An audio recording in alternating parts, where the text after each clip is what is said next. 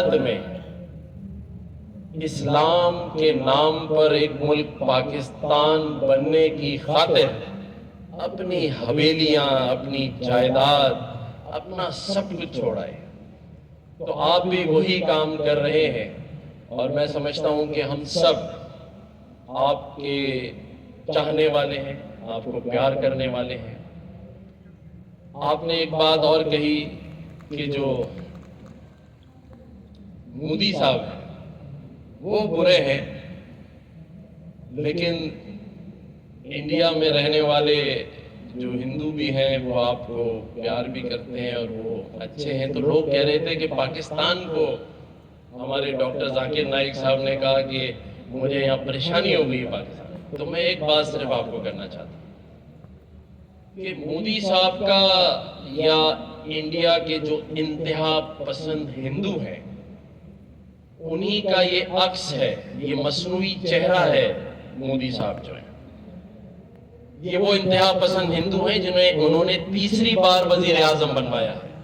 तो वो कैसे अच्छे हो सकते हैं जो एक ऐसे शख्स को, जिसको आप खुद बुरा कह रहे हैं, तो वो हाँ वहां अच्छे लोग भी हैं, मुसलमान रहते हैं बड़ी तादाद में, लेकिन ऐसे इंतहा पसंद हिंदू जिनका सामना आपको भी है, जिनके वजीर आजम ने आपके साथ भी ज्यादती की है, तो वो चेहरा तो शायद अच्छा हो सकता है, लेकिन मेरा मुल्क पाकिस्तान, उसके जरा आप दिल में झांक कर देखिए। मैं आपको दावत देता हूं कि पाकिस्तानियों के दिल में झांक कर देखिए। मैं भी एक पाकिस्तानी हूं जो आपके लिए दरवाजों पे खड़ा होकर आपके मेहमानों को रिसीव कर रहा था।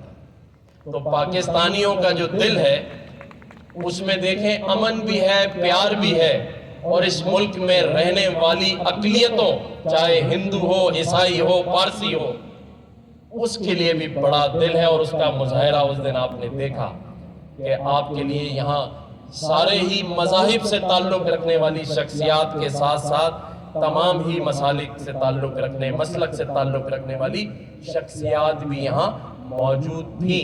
और आज भी लोग चाहते हैं, ये जो सिक्योरिटी इश्यूज अगर ना होते तो हम, अगर इंडिया में 10 लाख का मजमा था तो हम यहां आपको 25 लाख का मजमा करके दिखाते।